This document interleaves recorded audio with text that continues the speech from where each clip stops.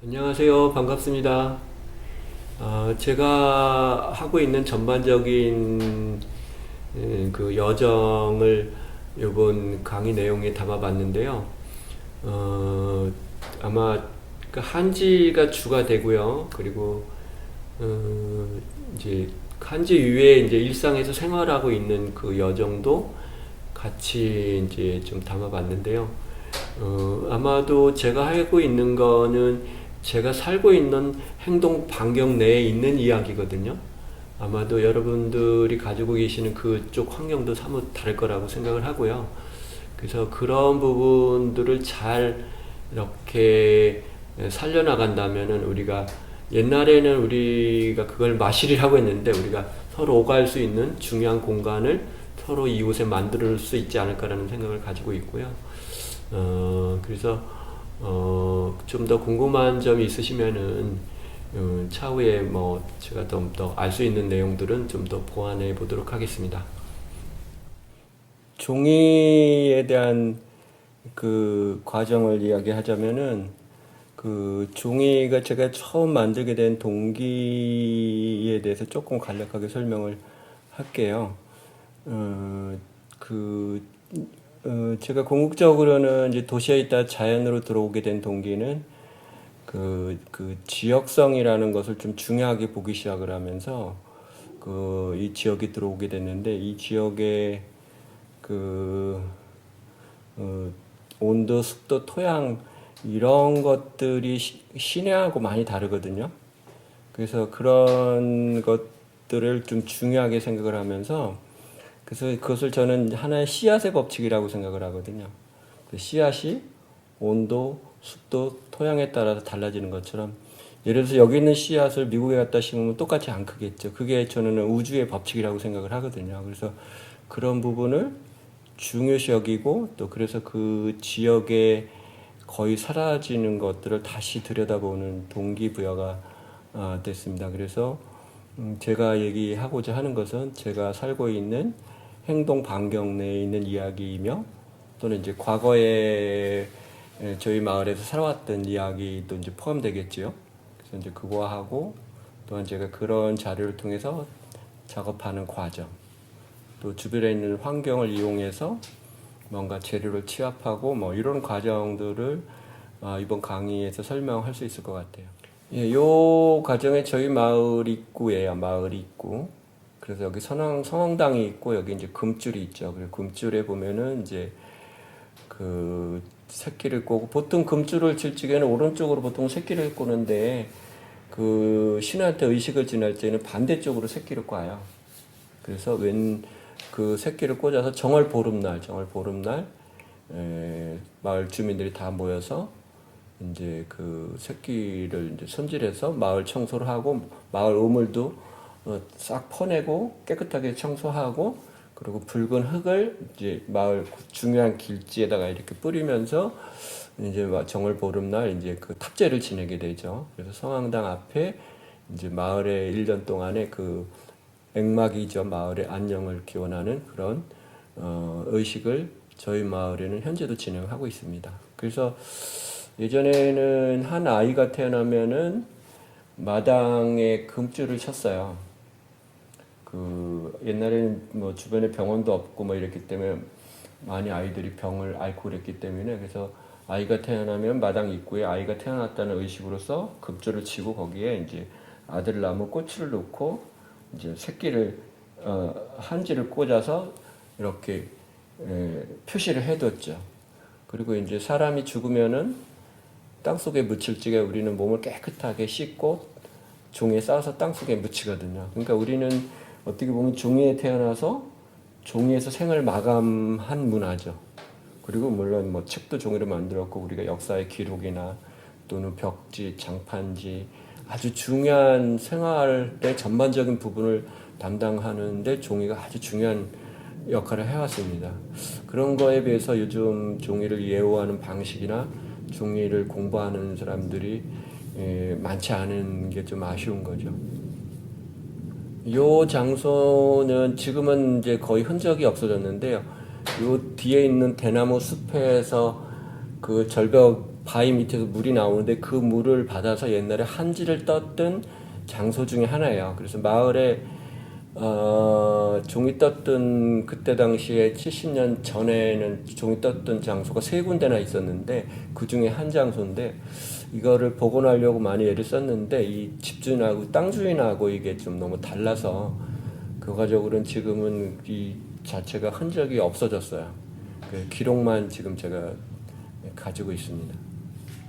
이거는 지금 아이가 아마 어렸을 때 찍은 사진인데 지금은 고등학교 2학년이 됐어요. 그래서 이 아이가 이제 이 마을에서 한 18년 만에 아이 울음소리가, 그러니까 우리나라에서 이제 이런 마을에서 아이들 울음소리가 듣기가 되게 어려운데, 그래서 이 마을에 이제 간신히 그 맥을 이어놓는 그런 역할을 했고, 나이 연령을 많이 줄였죠. 아이가 여기서 태어났기 때문에. 그래서 제가 아마 마을에서 아이가 태어나지 않았으면은 늘 이방인이었을 건데 저희는 이제 아이가 여기서 태어나면서 뿌리랑 연결이 됐기 때문에 이제 이 마을 사람으로 이제 마을 어른도 이제 보게 되는 중요한 동기가 되는 거죠.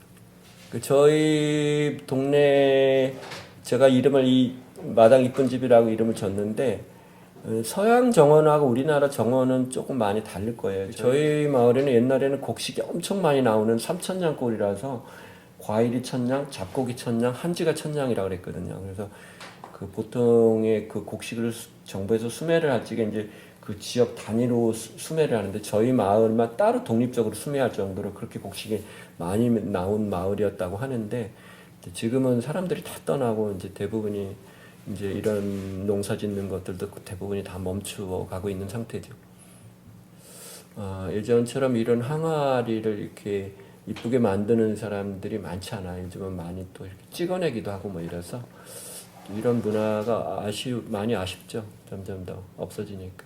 위에 덮어져 있는 거는 위에를 발효시키기 위해서 종이로 덮어놓은 상태입니다.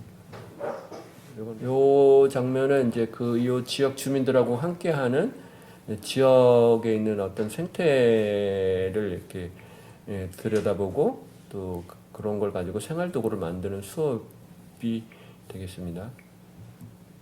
한지는 칠하거나 바르는 구조가 아니라 스미고 번지는 구조예요. 그래서 우리나라 음식은 바른다고 하지는 않거든요. 우리는 절이고 담그는 구조라는 거죠. 그래서 뭐 냉장고나 이런 것들이 대부분 서양에 와서 지금도 뭐 우리는 다 사용하고는 있지만은 옛날 당시에는 그런 거에 의존하지 않고 자연에 있는 그 구조적인 것들을 잘 이용하려고 했었던 거죠. 물론 그래서 땅 속에다 김치독을 묻어서 항아리나 이런 것들이 우리 문화에 맞게끔 만들어진 거죠.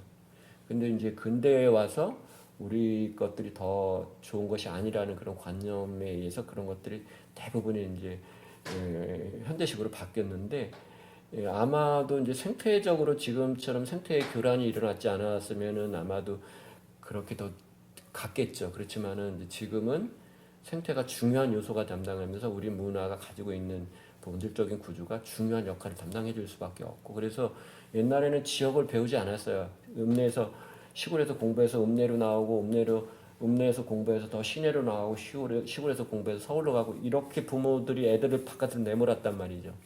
근데 이제 저는 지금은 그렇게 공부를 하면 안 된다고 보거든요. 지역을 제일 중요하게 배워야 되고 그리고 아이들이 더 전문적인 것들을 공부하고 와서 지역을 다시 들어와야 되는 거로 그래야지만이 우리 문화나 이 마을을 지킬 수가 있는 것이기 때문에 그래서 저는 지금 어렸을 때 종이라는 것들도 유치원이나 초등학교 때부터 배워야 되고 이 종이를 지금 아이들이 칠하는 거나 바르는 거 먼저 배우는데 젖어드는 거나 스며드는 거 먼저 배워야 되거든요. 근데 제가 아이들을 수업을 해보면 정말 그 아이들이 그런 경험을 못 해봤기 때문에 여기서 하면서 아이들이 제가 그 젖어드는 걸 제가 확인을 하고 있어요. 이거는 제가 그 외국 전시 독일에 가서 아이들 수업했던 과정이고요. 베를린에서 수업했던 과정입니다. 오늘 학교에서 초대받아서 학교 가서 직접 수업을 진행해봤고요. 이거는 제가 그 러시아 국립박물관에서 전시했던 자료예요. 여기서는 제가 그 방송국에 가서 인터뷰도 했고 여기에는 참여 못했고 이 자료를 보고 가족이 여기 한국까지 찾아왔더라고요. 그래서 문화의 힘들이 그런 역할을 할 수 있다라는 것들을 좀 보게 되고요. 많은 분들이 참여했습니다, 이때는. 네, 직접 이제 참여해 본 사람들이죠. 전시하면서 참여했던 프로그램. 아마 여러분들이 이 종이 만드는 건 짧은 시간에 전 과정을 볼 수 있지만은 저는 이 종이 한 장 만드는데 11년, 거의 11년 정도 걸린 것 같아요. 그 손바닥 많은 종이 만드는데, 왜냐면 제가 마을에 들어갔을 때 당시에 어, 이 나무만 야생이 돼 있는 상태로 남아 있었거든요. 그러니까 73년도 마지막 그 종이가 73년도 이후에 맥이 끊어졌거든요. 저희 마을에서 아쉽게도. 그 종이 만들었을 때 당시에 두 분이 살아계셨었는데 지금은 다 돌아가셨어요. 그래서 그때 마지막 종이를 떴던 분이 이제 제가 종이 만든다고 할지게 벽장 속에서 종이 한 다발을 꺼내 오시더라고요. 그래서 그 종이를 보여주시면서 이제 제가 아마 그게 결정적인 동기가 된 것 같아요. 종이를 만들게 된 동기가. 근데 그분이 그 종이를 가지고 있었던 이유가 자기가 죽으면은 땅속에 묻힐지게 쓰기 위해서 그 마지막 종이를 가지고 있었던 거예요. 그 종이를 보는 순간 이제 확신이 드는 거죠. 내가 해야 될 일이 뭔지. 그때 제가 마을에 들어갔을 때 당시에는 내가 뭐 그림을 잘 그리는 화가도 아니었고 그렇다고 농부도 아니었고 그러니까 뭐 그때 그렇지만은 이 자연에서 사는 게 옳다라는 확신이 있었고 뭔가 하나의 끈을 부여잡아야 됐는데 그때 이제 이 종이가 저한테 이제 동기부여가 된 거죠. 그래서 그때서부터 이제 제가 그 종이를 아무것도 지식이 없었고 다만 내가 그림을 전공했기 때문에 이 종이를 썼던 기억밖에 없고 이제 당나무는 제가 알고 있었어요. 왜냐면 어렸을 적에 아버님이 그 밭둑에다 당나무를 키워서 대문 앞에 세워놓으면은 종이 뜨는 사람이 이제 그걸 와서 수거해가면서 종이를 물물 교환을 했거든요. 그래서 그 종이를 주고 가면서 이제 그 나무를 수거해 갔는데 그래서 그 종이 그때 이제 당나무를 알고 있었기 때문에 그 당나무가 이제 야산에 이렇게 붙어 있었어요. 그래서 그 당나무를 이제 밭에다 옮겨 심고 이제 그런 과정 뭐 내가 어쨌든 그때 당시 종이도 충분히 살 수 있는 능력도 안 됐고 그렇기 때문에 이거는 내가 이렇게 지속적으로 해도 되겠다는 확신이 좀 들어서 이제 시작을 했는데 그때 이제 종이를 만들 적에는 도구가 아무것도 없었어요. 어떻게 만드는지도 모르고 그래서 마을 사람들이 제가 너무 어설프니까 그렇게 해서 종이가 되겠느냐고 엄청 핀잔을 줬죠. 이제 그 부분들이 그 사람들 보기에는 얼마나 어리숙했겠어요. 아무것도 모르는 종이 한다고 대들어서 그걸 하고 그러니까 그래서 또 그리고 이제 또 나는 그 마을에서 그걸 살렸으면 했는데 마을 사람들은 관에서 누가 오면은 종이에게 꺼내지도 못하게 해요. 그거 지금 누가 돈 된다고 그런 얘기를 하려고 하느냐가 말도 못 꺼내게끔 했었고 되게 부정적이었는데 근데 이제 제가 이제 어쨌든 조금씩 이제 하고 있던 차에 이제 아마도 제가 조그만 어떻게 해서 만들어서 손바닥만한 종이가 만들어지고 있었는데 그때 막 그런 시열이 막 생겼던 거예요. 그래서 그때 그때 엄마 몸이 안 좋아서 이제 병원에 갔더니 이제 아이가 임신을 한 거예요. 나는 종이를 처음 만들었었던 거고. 그래서 이제 그 묘한 인연인데 그래서 이제 그때 아이 돌 때 제가 마을 사람들을 다 초대해서 그 아이 돌 때 이제 돌잔치를 했거든요. 근데 아이가 한지를 잡더라고. 돌잔치 상에 해놨는데 거기에 뭐 여러 가지 뭐 나무망치도 놓고 뭐 돈도 놓고 뭐 근데 아이가 그 중에 종이를 잡더라고요. 그래서 이제 그 아이가 이제 이 종이에 대한 연결고리를 좀 더 끊어지지 않고 갈 수 있겠구나라는 생각을 하는데 근데 지금 고등학교 2학년이 됐는데 안 한다 소리는 안 하는데 그렇다고 한다 소리도 안 해요. 왜냐면 이거가 계속 힘들어하는 것만 봤기 때문에 자기는 공무원 한다고 공부하는 쪽으로 애가 지금 생각을 가지고 있어가지고 강요할 수는 없는데 어쨌든 근데 어렸을 적에는 아이 외국계 전시나 이런 거 갔을 때 아이랑 항상 퍼포먼스를 같이 했어요. 아이가 항상 주변에 이런 게 있다라는 것들을 이제 아이한테 이제 이렇게 약간 이렇게 젖어들거나 스며들게끔 이런 거를 선택을 한 거죠. 여긴 이 당나무 밭이고요. 예, 요게 당나무가 되게 1년생 당나무로 키우면 이 정도 큽니다.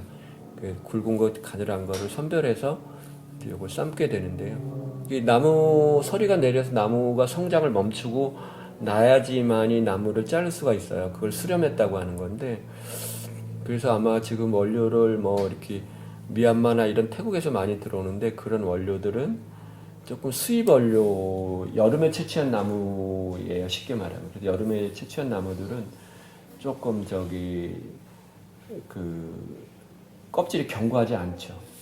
그래서 우리나라는 꼭 겨울에 나무를 잘랐기 때문에 겨울에 자른 나무여야지만 잎이가 단단하거든요. 이거는 나무를 삶는 과정입니다.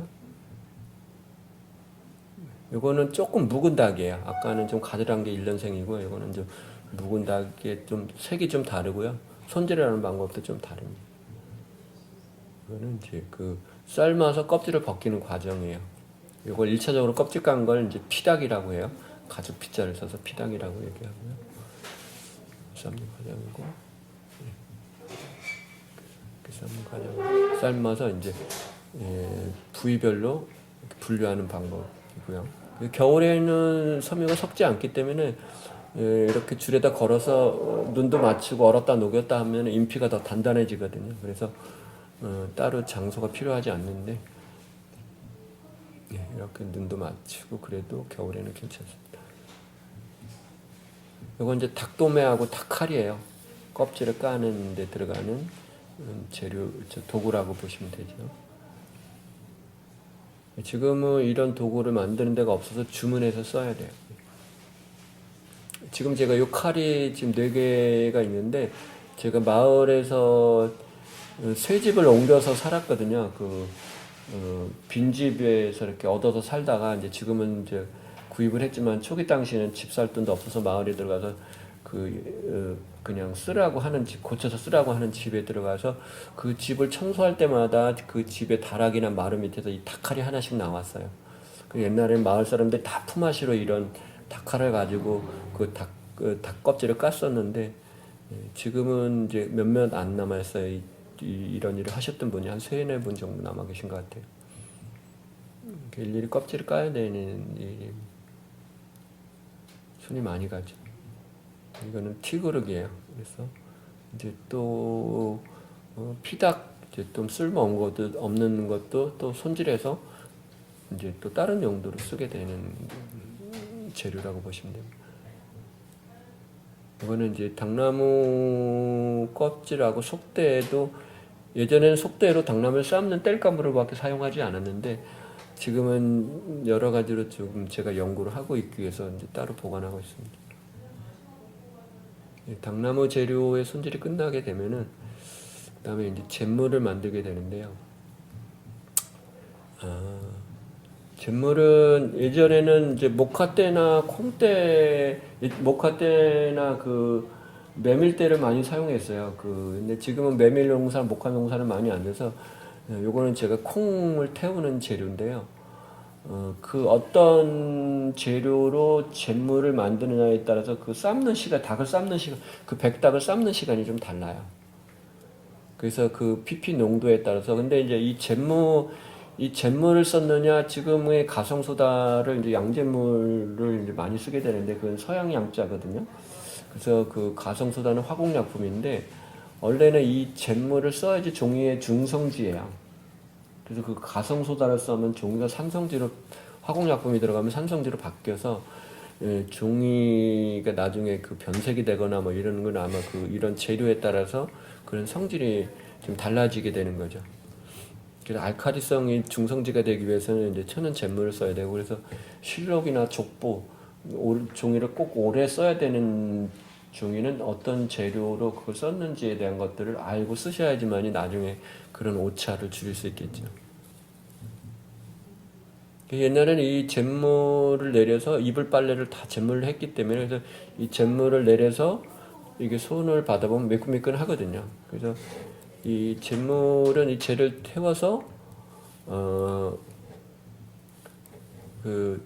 시루에 이건 시루야. 뭐 지금은 이제 자루나 이런 데도 해도 상관없습니다. 이 시루에다가 밑에 지푸라기를 깔고 젤을 채운 다음에 그 위에다 물을 부으면 젤을 타고 내려가는 게 잿물이에요. 그래서 이 잿물이 양이 많아야 되기 때문에 여러 번 해서 섞어서 그 닭을 삶게 됩니다. 옛날에 이불 빨래를 다 이 잿물 내서 옛날에는 빨래를 했기 때문에요. 그 매염제로도 많이 쓰죠. 염색할 적에도. 그래서 잿물을 헹궈내고 손질하는 과정. 여기 재를 모아서 이제 이거 이제 여기에 잿물을 삶으면은 처음에는 잿물 넣고 그 하얀 닭을 삶으면 이렇게 새카만 물이 나오거든요. 처음에는 새카면서 잿물을 이제 다 헹궈내면은 헹궈내고 방망이를 두들겨서 이제 물에 풀으면은 이제 종이가 되는 건데 이거는 이제 잿물을 삶아서 헹궈낸 다음에 튀고르기를 하는 과정이에요. 그래서 그 사이사이에 이제 잿물을 넣고 물을 빼내고 나면은 또 이제 그런 티들이 보이기 때문에 일일이 그것들을 다 골라내야 되는 과정입니다.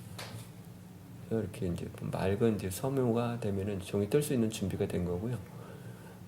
요거만 갖고 종이가 되는 건 아니고요. 그 다음에 이제 그 부재료가 들어갑니다. 그래서 황초꿀 또는 닭풀이라고 얘기하는데요. 닭풀을 이제 봄에 파종해서 묘목을 키워서 이제 수확을 하게 되는데요. 여름에는 이렇게 꽃이 핍니다. 7월서부터 한 11월까지는 꽃이 피고요.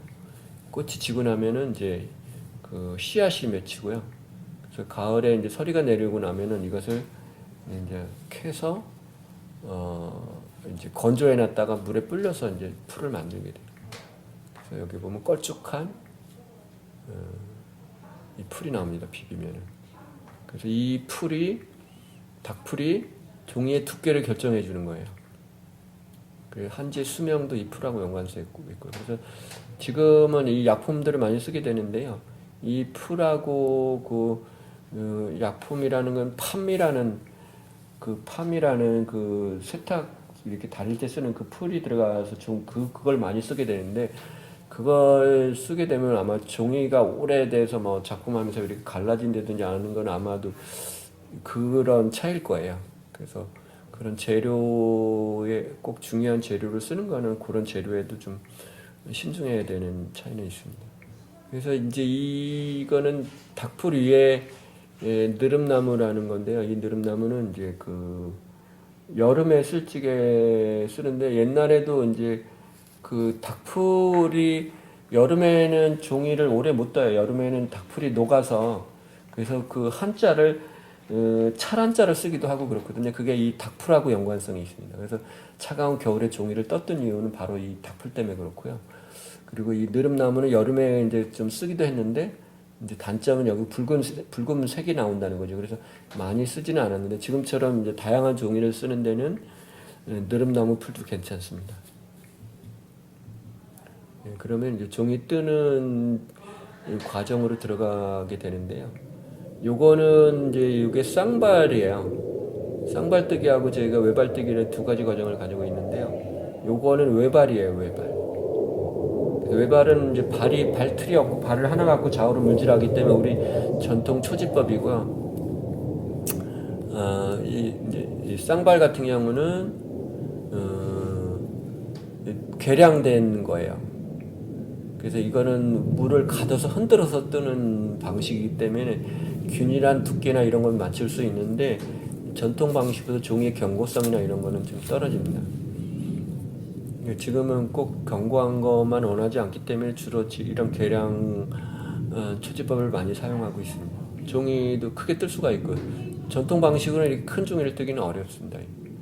되게 문창모지 사이즈 종이로 기준해서 발달되어 왔기 때문에 그 사이즈가 65 곱하기 95 정도가 되게 옛날 그 종이 떴던 재료 사이즈입니다. 제가 만들어서 뭐 작업을 해야 되는 공간이기 때문에 대부분이 기준에 없어서 만들어 사용하고 있습니다. 이건 압착기라고 해서 물을 뺄 적에 사용하는 재료고요. 이거는 이제 종이 건조하는 방식이고 이게 옛날 초지 방식입니다. 전통 종이 뜨는 방식. 아이가 종이 뜨는 거 도와주는 거예요. 종이 사이에 여기에 이제 사추라는 풀을 깔게 돼요. 지금은 주로 나일론줄을 쓰고 옛날에 이런 재료를 사용했습니다. 나일론줄이 나오기 전에는. 이제 그 한 장 한 장 분리해서 건조하기 위해서 막대로 이렇게 대서 이렇게 하기도 합니다. 많이 뜰 적에. 종이 뜨는 과정은 이제 이렇게 진행이 되고요. 요거를 이제 색 작업으로 보면은 요건 당나무 껍질 갖고 이제 뭐 노트나 안경집을 갖고 만들 적에는 이걸 분해하면 종이가 되는 거 분해하지 않고 이렇게 도침만 해서 말리면은 뻣뻣한 가죽처럼 그렇게 되고요. 이거는 이제 그 들풀로 색을 들여서 종이를 만드는 거예요. 색을 쓰는 데는 예전에는 여러 가지 많은 것을 사용했는데 지금은 복잡한 건 사용하지 않고요. 주변에서 쉽게 접할 수 있는 그런 재료 위주로 작업을 하고 있습니다. 들풀을 갖고 작업을 염색을 한 거고요. 소목, 소목 치자, 고염, 우리 전통에서 많이 썼던 방식, 가론 만드는 데 쓰는 재료. 이걸 분쇄해서 착즙을 해서 그걸로 색을 드립니다. 이건 호두고요. 호두도 되게 견고한 색인데 이거는 이제 알러지가 좀 있는 사람이 있습니다. 그래서 맨손으로 만들 적엔 주의해야 되고요. 대신 색은 견고한 색입니다. 아마 상큼 가치도 있는 색깔이고요. 마찬가지 색을 내서 착즙을 해서 사용하게 됩니다. 그 색을 낼 적에는 섬유에다가 색을 들이는 방식이 있고 염료에 따라 간물 같은 경우는 이 섬유에다가 색을 들일 수가 없어요. 간물 같은 경우는 종이가 만들어진 후 색매염 후염을 해야 되거든요. 그래서 그 재료에 따라서 선매염 할 수도 있고 후매염 할 수도 조금씩 다릅니다. 염료는 조금씩 해가면서 아마 하셔야 되고 치자 같은 경우는 다양히 염료 이걸 물에다가 염료를 풀면 안 되고요. 섬유에다 먼저 충분히 색을 들인 다음에 물에다 풀어서 종이를 풀어서 떠야 됩니다. 이거는 이제 햇빛 자연 건조하는 건데 이런 거는 주로 이제 좀 옷이나 뭐 이런 거를 만드는데 사용합니다. 이런 거는 수의 같은 거 이런 특별한 옷을 만들거나 이럴 적에는 이렇게 이제 중간중간에 여러 가지 주름을 잡아서 손질을 해서 만들게 돼요. 이런 거는 이제 매끄럽게 이런 거는 이제 그 종이 자체를 사용하게 될 적에는 이제 이런 식으로 종이를 건조하는 방식이 좀 다릅니다. 이거는 홍화 붉은색이 나오죠. 이거는 콩매염이 종이 색을 들여서 좀 견고하고 매끄럽게 좀 견고하게 쓸 적에는 염색을 한 다음에 생콩을 삶지 않고요. 생콩을 불려서 갈아서 그 생즙으로 착즙을 하게 됩니다. 여기 이제 느릅나무 색을 드리는 거고요. 색 드리는 과정입니다. 이거는 이제 홍화는 이렇게 썩혀서 색깔을 내야지 빠지지 않고 견고한 색이 나옵니다. 그래서 삭히는 과정이고요. 그 색소를 만드는 과정입니다. 이렇게 종이 만드는 과정을 하고 제가 1년 내내 종이 만드는 과정을 진행하는 건 아니고요. 옛날 종이 뜨시는 분들도 농사를 다 짓고 종이 만드는 철에는 종이를 만들었거든요. 주로 겨울철에 종이를 만들었고 그 외에는 일상생활을 다 했기 때문에 저도 이제 종이에 주안점을 많이 두지만은 종이 만드는 거 이외에 이제 그 절기에 따라서 생활하고 연관되어 있는 또는 그 작업 방식이나 이런 것들도 그 주변 그 절기에 따라서 재료 소재 이런 채취하는 방식이 좀 다르고요. 그래서 제가 하고 있는 과정들을 이제 여기 오신 분들이 이제 수업을 통해서 자기 동네에도 똑같은 이런 문화가 있거든요. 그래서 그 지역에서 자기 그 지역하고 관계된 문화를 좀 지속적으로 연구하기 위해서 그런 과정을 진행하는 거고요. 그걸 옛날로 다른 얘기를 하면 마실이라고 그랬죠. 마실이라는 얘기는 앞집에서 뒷집으로 가는 게 마실이죠. 그 얘기는 앞집하고 뒷집하고 문화가 달랐다는 얘기죠, 옛날에는. 그래서 마을에서 다양한 사람들이 존재했고, 거기서 가만히를 잘 짜는 사람도 있었고, 종이를 잘 만드는 사람도 있었고, 또 농기구를 잘 만드는 사람들이 그런 게 동네에 다 있었다는 얘기죠, 예전에는. 근데 이제 그런 것들이 다 도시로 사람들이 빠져나오면서 이제 그런 것들이 다 사라져서 많이 안타까워서 저는 이제 그런 부분을 좀 더 앞으로 중요한 과정으로 아이들한테나 또는 지역에서 중요하게 봐야 된다는 생각으로 이런 프로젝트를 진행하고 있습니다. 이 작업 제가 종이로 만든 종이로 갖고 작업하는 과정들입니다. 여기 종이에다가 종이 그릇으로 다랑아리 만들어서 오칠한 거고요. 이것도 약간 오칠이 자연 염료하고 오칠이 들어간 재료입니다. 네, 이것도 이제 우리나라 이제 주칠이라 해서 오칠에 붉은 색이 있거든요. 그래서 오칠해서 그 물을 담아도 될 정도로 옷을 칠하면 견고하게 되는 거죠. 이거는 이제 당나무 껍질로 만든 뭐 차통이나 이제 이런 생활 도구인데요.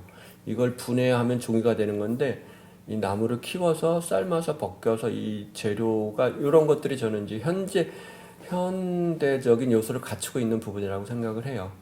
종이 만드는 것보다 그 과정도 되게 단순하고 또 실용도도 있으면서, 그래서 이런 부분도 좀 비중 있게 제가 지금 현대적으로 좀 연구하고 있는 분야입니다. 종이는 이게 칠하는 게 아니라 이게 스며드는 구조를 이용한 작업이거든요. 예, 그래서 아마 그 종이에 이렇게 겹겹이 이렇게 쌓인 종이에서 작업하는 과정이라서요. 칠하거나 이런 구조로는 이런 표현 하기는 좀 어렵습니다. 이거는 종이 그릇을 만들어서 간물로 처리한 색깔이에요. 그래서 옛날에 목기에도 칠했고, 오칠보다도 견고하지는 않지만은 이 생활 도구 만드는 데는 간물로도 가능합니다. 다만 이제 간물은 금방 색깔이 나오지 않고, 한 이 정도 종이에서 색깔이 나오려면 한 6개월 정도의 시간이 필요합니다. 네, 근데 되게 그 종이하고 칠하고는 잘 맞습니다. 근데 오칠을 하면은 종이 느낌이 많이 사라지는데, 이런 자연 염료를 하면은 그 종이의 성질이 그대로 살아남게 되죠. 그래서 이 화분은 방 안에 두면은 습도를 조절해 줄 수가 있고, 땅에다 묻으면 그냥 거름이 되는 거예요. 그래서 지금 이런 것들이 최근에 거의 플라스틱으로 되고 있는데, 이제 이런 것들을 이제 그 자연 재료로, 특히 그래서 환지를 현대적으로 재해석하는 부분은 이제 이런 거랑 연결해서 쓰고 있어요. 네. 이번에 전시는 그래서 봄 다시 살다라는 전시 계획을 했고요. 그래서 소품 위주로 전시를 진행하고 있고요. 두 번째 전시는 이제 소반이라는 산림과 소반이라는 주제를 가지고 아마 전시를 할 거예요. 그래서 실제적으로 생활에서 쓸 수 있는 그런 그러니까 멋도 있고 또 실용적이 있는 이런 걸 가지고 전시를 하고 있고요. 그래서 주제별로 아마 1년 동안 주제별로, 그리고 저희가 하고 있는 이제 지금 마을에서 은행나무가 이제 엊그저께 마지막으로 이제 끝났어요. 이제 내년쯤 또 이제 그걸로 잘라서 하면은 하는데, 지금 수집하고 있는데, 그 은행나무로 가지고 이제 만드는 또 여러 가지 뭐 그 의자도 있고 또 뭐 이런, 그래서 은행나무 그걸 깎는 도구가 깎기라는 도구예요. 그래서 그걸로 깎은 쇠를 제가 깎기쇠라고 이름을 줬는데, 그래서 그 나무들이 이제 마을에서 버려지는 나무지만은 그 나무가 살아있을 적에는 거기에서 새가 잠도 자고 노래도 하고 그랬을 거 아니에요? 그래서 잘라지 그 나무로 다시 새를 만들어서 그 나무는 그 새하고 같이 잠도 자고 노래했던 그 DNA를 간직하고 생각을 하는 거죠. 간직하고 있다고 생각을 하는 거죠. 그래서 우리가 상고사에서 새가 우리가 하늘과 땅을 연결해주는 그런 역할도 많이 했지만은, 지금 시대에도 그런 제가 새 작업을 싶을 그런 나무가 깎으면서 그 나무 새 작업을 많이 해요. 그래서 저는 주변에 있는 재료랑 비교적으로 어떤 새로운 재료를 알아가는 데는 한 3, 4년은 그 재료랑 들여다보기를 해요. 그러면 그 재료가 저한테 말을 걸거든요. 나는 마르면 이런 색이고, 또 마르면 어떤 부분은 일정하게 변해. 그리고 어느 부분은 잘 갈라지기도 해. 그게 저한테 말을 거는 거잖아요. 관심 없으면 이런 얘기를 안 해주죠. 근데 그런 재료를 관심 있게 보면은 그런 재료가 저한테 말을 건다는 거죠. 그래서 그게 옛날 사람이 하는 저는 방식이기도 하고요. 그래서 그런 부분을 활용해서 생활 도구를 만드는 건데, 그런 거는 제가 진행형인 과정에 여러 가지가 있어요. 가을에 추석 전에 문창호지를 다 바르고, 문장호지를 다 바르면 한 3, 40개 많은데 문짝이 되게 꽤 많거든요. 그럼 문을 바르고 뜯어낸 종이를 모아서 만든 게 함지박이에요. 그래서 옛날에는 그 큰 종이 그릇이 집집마다 다 하나씩 있었어요.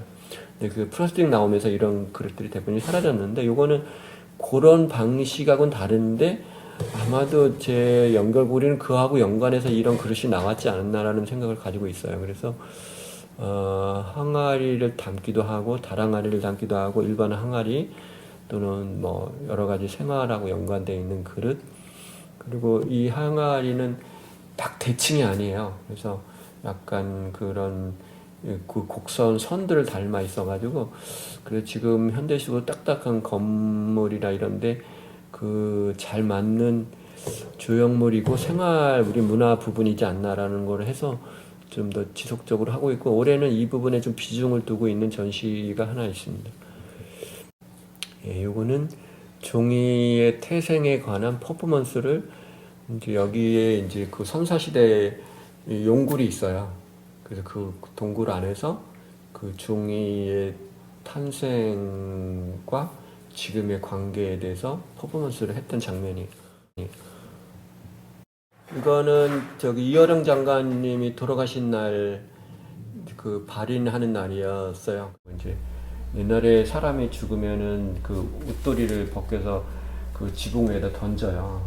소리를 내면서 허이 소리를 내면서 이제 그 혼을 보내는 마지막 의식인데, 그게 제가 어렸을 때 할아버지 돌아가실 적에 제가 그 장면을 봤어요.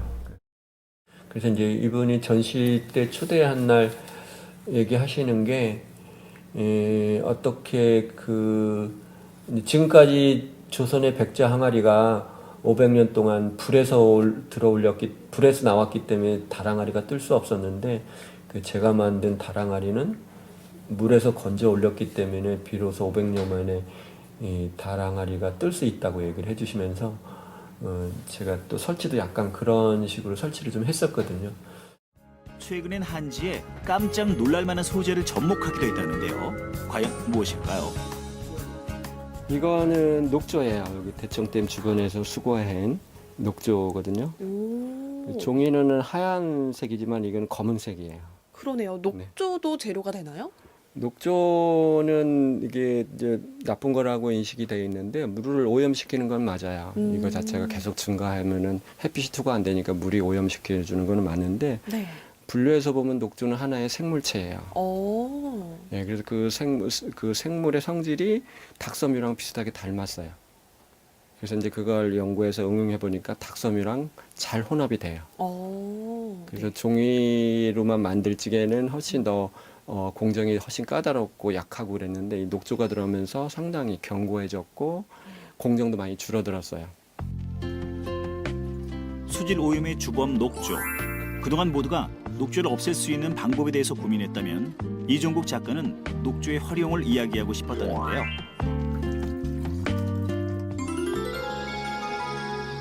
작품에 사용되는 녹조는 작업실에서 멀지 않은 대청호에서 직접 수거하고 있습니다. 여름이면 대청호를 뒤덮는 골칫거리죠. 이게 다 녹조죠, 이거 지금 생긴 게. 그러네요. 이걸 그러면은 어떻게 수집을 하시나요? 물에 풀어져 있는데? 지금 수거를 하는 건 아니고요. 이제 1년 동안 이게 물에 이렇게 떠돌아다니면서 숙성이 돼요. 그리고 이제 내년 한 5월, 6월 말이나 장마 전까지, 장마 전에 주로 이걸 추출할 수가 있어요. 물이 쭉 빠지면은 그때 이게 맨 흙에 이게 미역처럼 이렇게 말라붙어요. 예, 그때 수거를 하는 거예요. 예, 그래서 보통 사람들이 이제 이게 막 냄새 날 거라고 생각을 하지만은 이제 모든 살아있는 생물들은 저렇게 썩어요. 근데 그것이 어느 시기가 지나면은 다시 또 다른 생명의 자양분이 되는 거죠. 그래서 그거랑 이제 종이랑 결합을 해서 이제 어떤 형태나 그릇이나 이런 것을 만들고 있는 거죠. 물에 여러 번 헹궈 불순물을 제거한 녹조. 여기에 닭서미를 넣고 뭉치지 않게 잘 섞은 다음 채로 녹조를 잘 걸러줍니다. 녹조의 끈끈한 점성이 느껴지시나요? 이 점성 때문에 더욱 견고한 작품이 만들어질 수 있다는데요. 건져낸 녹조를 접시 틀에 올리고 살살 두드려 모양을 잡습니다. 와, 이게 녹초라니 정말 신기한데요. 되게 지금은 모든 재료들을 어디서 사서 공급받아서 뭘 만들잖아요. 그렇죠. 그거는 양산하는 거고 지역에 있는 재료를 연구해서 채취해서 뭘 만든다는 건 되게 가치로운 일이에요. 정말 대단한 네, 거예요. 그럼 뿌리가 살아있기 때문에 이제 대물림이 가능한 거고 또 계속 이 살이 붙어서 나중에는 이제 큰 지역 문화의 큰 거를 담당해 줄 수가 있는데 이것이 바로 녹조 그릇. 지난해 빛나는 충북의 아이디어 공모전에서 제1호 아이디어로 선정되기도 했습니다. 감사합니다. 저희 강의 내용 잘 보시고 한국에 대해서 좀 더 다양한 문화를 접할 수 있는 기회가 됐으면 좋겠습니다. 감사합니다.